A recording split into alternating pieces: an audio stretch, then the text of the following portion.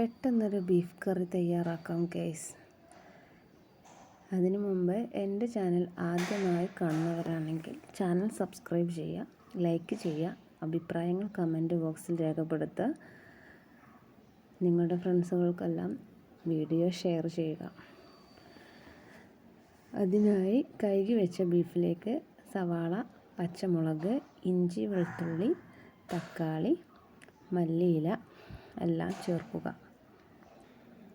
മഞ്ഞൾപ്പൊടി, മല്ലിപ്പൊടി, ഉപ്പ്,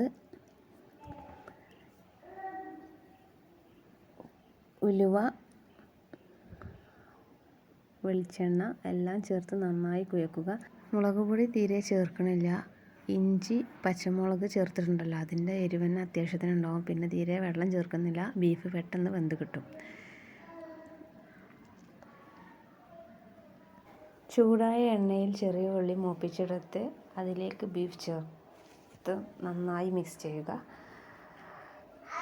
മുകളിൽ ഇത്തിരി മല്ലിച്ചപ്പ് വിതറുക.